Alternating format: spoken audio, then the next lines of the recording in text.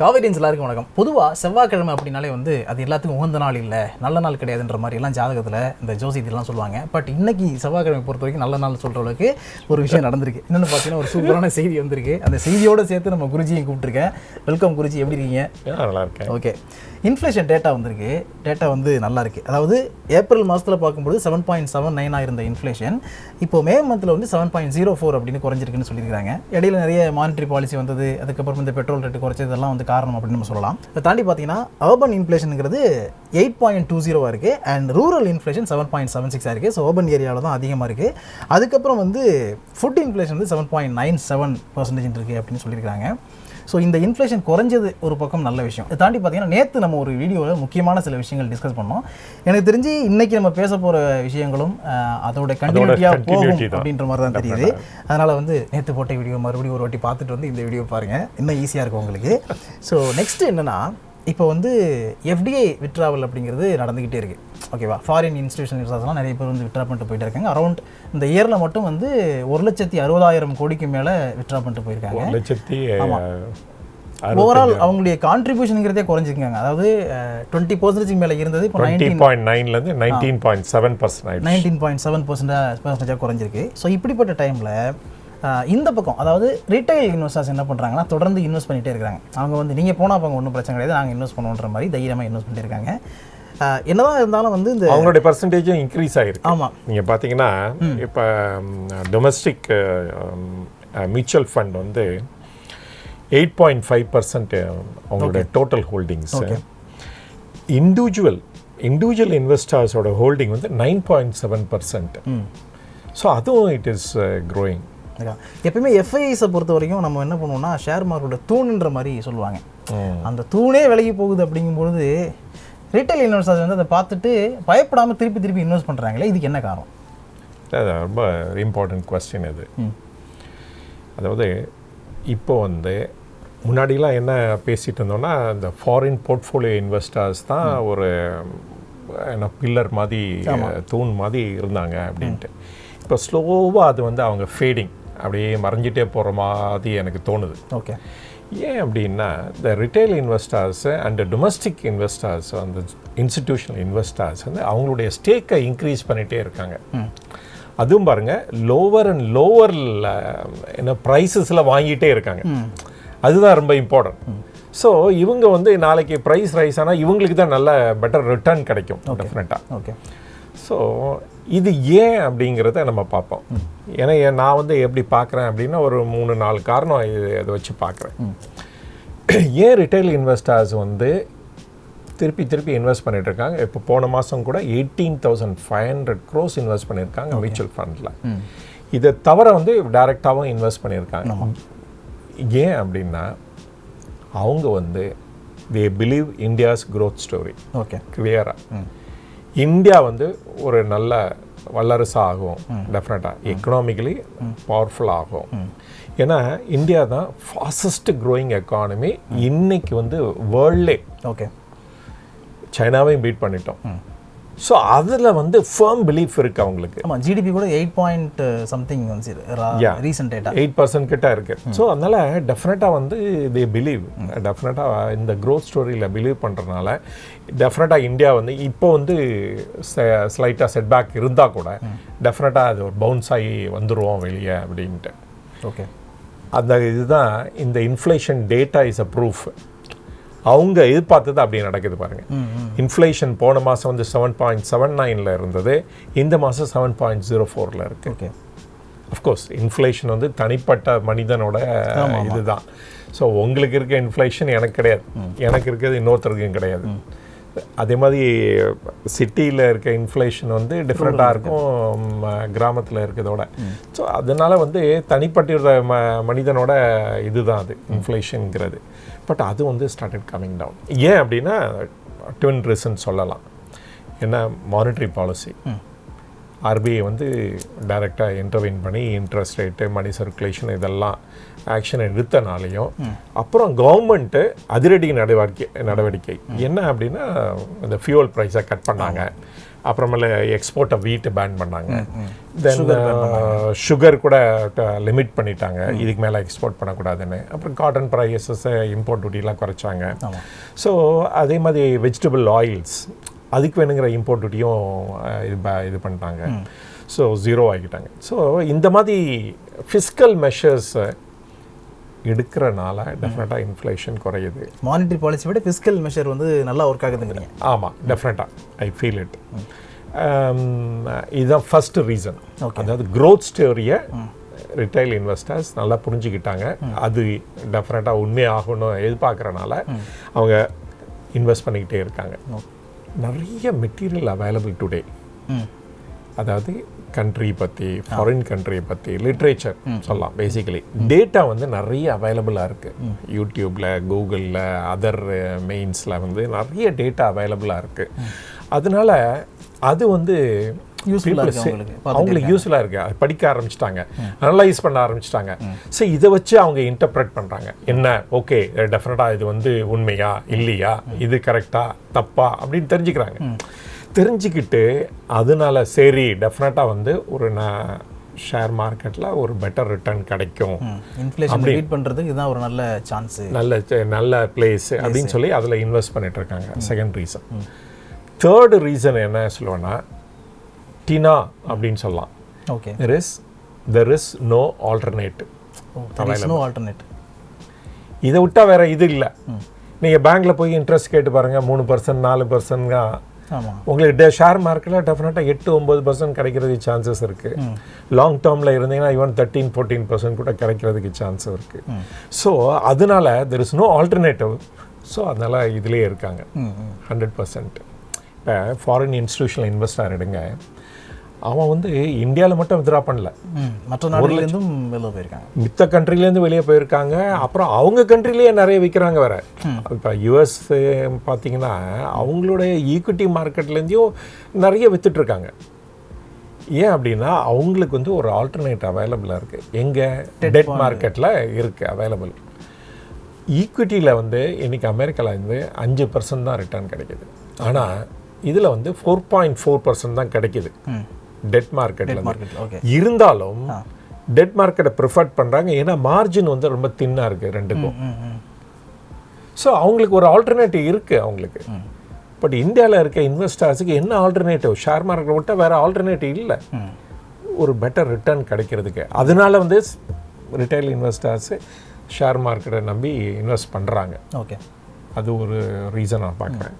4வது காரணம் என்ன அப்படின்னா என்பிஎஸ் எடுத்துக்கோங்க. ஓகே, அவங்க வந்து அப் டு 75% ஷேர் மார்க்கெட்டில் இன்வெஸ்ட் பண்ணுறாங்க. அவர் எவ்ரி இயர் 35% க்ரோ ஆகிட்டு இருக்கு அவங்களோட ஃபண்ட் சைஸ். அண்டு இபிஎஃப் முதல்ல 5%ல் இன்வெஸ்ட்மெண்ட் பண்ண ஆரம்பித்தாங்க ஷேர் மார்க்கெட்டில். 10% வரைக்கும் இப்போ இன்வெஸ்ட் பண்ணுறாங்க. அடுத்த மாதத்தில் மீட்டிங் நடக்க போகுது, 15% வரைக்கும் ஷேர் மார்க்கெட்டில் இன்வெஸ்ட் பண்ணலாங்கிறாங்க. அப்போ எல்லாரும் வந்து ஷேர் மார்க்கெட்டில் பெட்டர் ரிட்டர்ன் கிடைக்கும், அந்த இன்வெஸ்டருக்கு வந்து பெட்டர் ரிட்டர்ன் கொடுக்க முடியும்னு நினைக்கிறாங்க. ஏன்னா முந்தியெல்லாம் கவர்மெண்ட் பாண்ட்ஸ் இல்லை கார்ப்பரேட் பாண்ட்ஸ் அதை தவிர அவங்களுக்கு ஒரு இன்வெஸ்ட்மெண்ட் அவென்யூவே இல்லாமல் இருந்தது. இப்போ பாருங்கள் ஷேர் மார்க்கெட் வந்து மோர் ரெகுலேட்டட், அதில் வந்து டெஃபினட்டாக பெட்டர் ரிட்டர்ன் கிடைக்கும் அப்படின்னு ஒரு ஹிஸ்ட்ரி வந்து ரிவீல் பண்ணுது. ஸோ அதனால் வந்து இதை விட்டால் நமக்கு வேறு ஆல்டர்னேட் கிடையாது, இதில் தான் பெட்டர் ரிட்டர்ன் கிடைக்கும். அதனால ரொம்ப நமக்கு தேவையானது என்ன?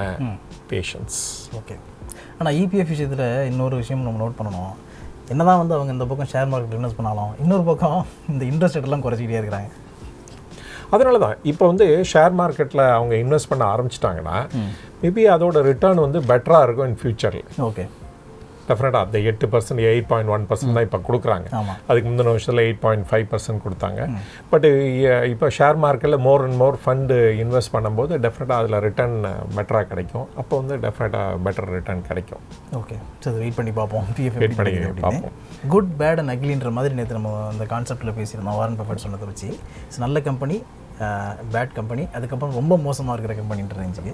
ரைட், இந்த சார்ட்டை பார்த்தாலே தெரியும் உங்களுக்கு. ஓகே, அதாவது வாரன் பஃபெட் என்ன சொன்னார்னா கிரேட் குட் அண்ட் க்ரூசம் கம்பெனின்னு இது பண்ணார்.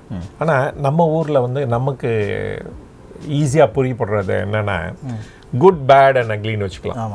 அந்த மாதிரி வச்சுக்கிட்டு கிளாஸிஃபை பண்ணோம்னா எந்த மாதிரி ரிட்டர்ன் கிடைக்குது அப்படின்னு அனலைஸ் பண்ணி பார்த்தோம்னா பேஸ்ட் ஆன் த டேட்டா வச்சு வேலை பண்ணி பார்த்தோம்னா பீக்கில் இருந்த டைம்லேயும் இப்போ வந்து ஒரு 20% இது வந்துருச்சு, ஃபாலோ ஆகிடுது. அந்த இதையும் கம்பேர் பண்ணி பார்த்தோம் அப்படின்னா என்ன மாதிரி இருக்குங்கிறத அந்த சார்ட் எக்ஸ்பிளைன் பண்ணுது.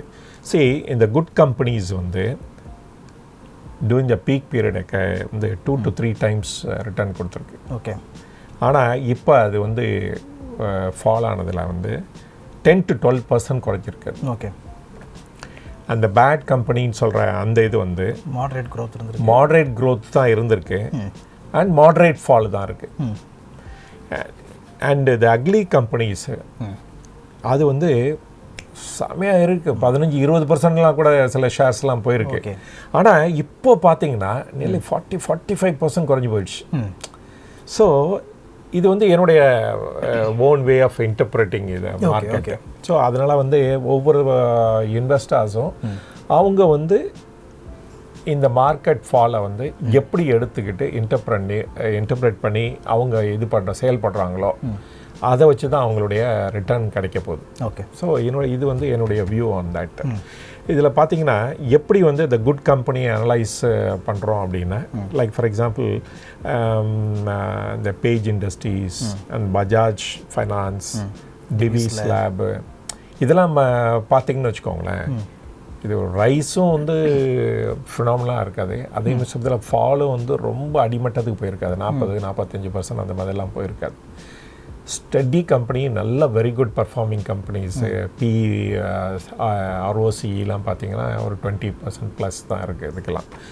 ஸோ இந்த பேட் கம்பெனி கேட்டகரிஸில் தான் நம்ம வந்து சொன்னோம், இந்த ரீட்டு இன்வெஸ்ட்மெண்ட் இது, அப்புறமேல இந்த நோ ப்ரொமோட்டர்ஸ் இல்லாத கம்பெனி. ப்ரொமோட்டர்ஸ் இல்லாத கம்பெனி ப்ரொஃபஷ்னலி மேனேஜ்டு கம்பெனிஸ் நிறைய சொல்லலாம், லைக் HDFC, தென் LNT, அப்புறமேல ஈவன் IEX, இந்த மாதிரி கம்பெனிஸ்லாம் நம்ம இந்த கேட்டகரியில் கொண்டாடலாம். மாட்ரேட்டாக ரைஸ் ஆகும், மாட்ரேட்டாக தான் ஃபால் ஆகும். So you can not have a tremendous growth and tremendous ஃபால்லாம் இருக்காது இந்த இதில். அப்புறமேலே இந்த அக்லி கம்பெனிஸ்லாம் வேறு வந்து இந்த ரெகுலேஷன் ஓவர்கில் இருக்கும் இந்த இண்டஸ்ட்ரி, இந்த செக்டார்ஸ்க்கு. ஸோ அதனால் அதை வாட்ச் பண்ணோம். இல்லாட்டா சிக்லிக்கல் இண்டஸ்ட்ரியாக இருக்கும், லைக் இந்த கமாடிட்டி ஸ்டாக்ஸு அது மாதிரி, இல்லாட்டா எனர்ஜி கூட இந்த இதில் கொண்டாடலாம். அண்டு இந்த டெலிகாம், அப்புறம் PSUs அண்ட் ஏர்லைன்ஸ், இதெல்லாம் வந்து இந்த கேட்டகரியில் தான் வரும். வேறு வந்து ஃபினாமினா ட்ரெமெண்டஸ் க்ரோத் இல்லாட்டா வந்து ஃபால் வந்து ட்ரெமெண்டஸாக இருக்கும். ஏன்னா இதில் வந்து உங்களுக்கு அந்த இந்த ரெகுலேஷன் ஓவர்கில்னால இதெல்லாம் அஃபெக்ட் ஆகிருக்கும். இன்னும் கூட பாருங்கள், டெலிகாம் இது வந்து பிளேயர்ஸ் எல்லாம் அப்போஸ் பண்ணியிருக்காங்க கவர்மெண்ட்டோட மூவ். என்ன சொல்லியிருக்காங்கன்னா, பிக் பிளேயர் டெக் கம்பெனிஸுக்கெல்லாம் 5G கொடுக்க போகிறாங்க அப்படின்ட்டு. அப்புறம் ஏற்கனவே ஒரு ரிகக்னைஸ்டு 3 பிளேயர்ஸ் இருக்காங்க, இப்போ இன்னொரு ஒரு 5 or 6 பிளேயர்ஸை உள்ளே கொண்டாட போகிறாங்க. Like for example Amazon R Google, இவங்க கூட 5Gயில் என்டர் பண்ணலாம் அப்படின்னு போட்டால் என்ன ஆகும் அப்படின்னா, too many players. So again அது அவங்களோட ரெவன்யூ வந்து டைல்யூட் ஆக ஆரம்பிச்சிடும். So anyhow we have to see finally, இது ஒன்லி ரெக்கமெண்டேஷனாக தான் இருக்குது. ஸோ இந்த மாதிரி அதனால் நம்மளுடைய அனாலிசிஸ் வந்து ரொம்ப இம்பார்ட்டன்ட். எந்த கம்பெனி எந்த மாதிரி பர்ஃபார்ம் பண்ணுதுன்னு இந்த இம்மீடியட் ஒரு 2 years பேக் இருந்ததுக்கும் இன்றைக்கும் வச்சு அனலைஸ் பண்ணி அதுக்கு தகுந்தாப்பில் இன்வெஸ்ட்மெண்ட் எடுத்திங்கன்னா, ஏன்னா ரிட்டைல் இன்வெஸ்டர்ஸ் நிறைய பண்ணிகிட்ருக்காங்க. ஸோ நம்ம இன்வெஸ்ட் பண்ணும்போது ரைட் ஏரியாவாக இருந்தால் டெஃபினட்டாக பெட்டர் ரிட்டர்ன் கிடைக்கும். Super sir. இப்போ இன்ஃப்ளேஷனில் ஆரம்பித்து ரிட்டைல் இன்வெஸ்டர்ஸ் ஏன் வந்து அதிகமாக இன்வெஸ்ட் பண்ணிட்டுருங்க அப்படிங்கிற ரீசன்லாம் அந்த அளவுக்கு நம்ம வந்துட்டோம். இப்போ நீங்கள் கேள்வி கேட்கணும், எனக்கு தெரிஞ்சு இந்த இன்ஃப்ளேஷன்லேருந்து இன்னொரு கேள்வி கேட்கலாம் அப்படின்னு தோணுது. சரி, RBI வந்து 7.5% கொடுத்துருக்காங்க இந்த குவார்ட்டருக்கு இன்ஃப்ளேஷன் டார்கெட்டை இது சொல்லியிருக்காங்க. ஓகே. பட் வந்து என்ன மாதிரி இன்ஃப்ளேஷன் இருக்கும் அப்படின்னு வியூவர்ஸ் நினைக்கிறாங்க. சரி, கேட்கலாம். ஆப்ஷன் ஏதாவது கொடுக்குறீங்களா? ஆப்ஷன் வந்து ரேஞ்ச் பவுண்டாக கொடுக்கலாம். Option 7 and 8, 6 and 7 or less than 6. Okay. So 3 option கொடுத்துருக்காரு இன்ஃப்ளேஷன் ரேட் எப்படி இருக்குங்கிறதுக்கு. ஒன்று 7.8, இன்னொன்று வந்து 7 and 6, இன்னொன்னா லெஸ் தென் 6 அப்படிங்கிறது. அப்படியே நல்லா தான் இருக்குல்ல. அதே மாதிரி நீங்கள் என்ன பண்ணுங்கள், இந்த கேள்விக்கான ஆன்சரை இந்த வீடியோ கீழே கமெண்ட் செக்ஷனில் சொல்லுங்கள். அப்படி இல்லைனா காசு பணம் கூட டெலிகிராம் சேனலையும் இந்த கேள்வி இருக்கும், அதுலேயும் வந்து ஆன்சர் பண்ணுங்கள். நேற்று கேட்ட கேள்விக்கு நிறைய பேர் ஆன்சர் பண்ணிருக்காங்க. அதாவது ட்ரெமெண்டஸாக ஆன்சர் பண்ணி. ஆமாம், எல்லாருமே கரெக்டாக சொல்லியிருக்காங்க. ஆமாம், இப்போ வந்து நீங்கள் ஒரு ப்ரோக்கரேஜ் ஆப்பில் ஒரு ஆர்டர் ப்ளேஸ் பண்ணும்பொழுது எக்ஸிக்யூட் பண்ணுறதுக்கு முன்னாடி கேன்சல் பண்ணீங்க அப்படின்னா ப்ரோக்கரேஜ் சார்ஜ் போகுமா போகாதா அப்படின்னு கேட்டிருந்தீங்க. இந்த கேள்விக்கு வந்து நோ அப்படிங்கிறது தான் ஆன்சர். நிறைய பேர் கிட்டத்தட்ட ஒரு 95% எல்லாருமே கரெக்டான ஆன்சர் தான் கொடுத்துருக்காங்க. கரெக்ட். ஸோ பயங்கர வெல் எக்யூப்டாக இருக்கிறாங்க பார்க்குறவங்க எல்லாரும் அப்படிங்கிற நாலேஜபிள். அதனால் நம்ம இன்னமும் உஷாராக இருக்கோம். சரி, ஓகே. ஸோ இதே மாதிரி நிறைய விஷயங்கள் அடுத்தடுத்து நம்ம தொடர்ந்து பிஸ்னஸ் பற்றி பேசலாம். அதுக்கு மறக்காமல் காவேரி பிஸ்னஸ் சேனலை சப்ஸ்கிரைப் பண்ணுங்கள், பண்ணிட்டு அந்த பெல்லைக்கான ப்ரெஸ் பண்ணுங்கள். அண்ட் ஃபேஸ்புக், ட்விட்டர், அதுக்கப்புறம் வந்து இன்ஸ்டாகிராம், இது 3லையுமே காவேரி பிஸ்னஸ் சேனல் நீங்கள் ஃபாலோ பண்ணலாம். ஓகேவா? ஸோ அடுத்த வீடியோவில் மீட் பண்ணுறோம். நன்றி, வணக்கம். தேங்க்யூ.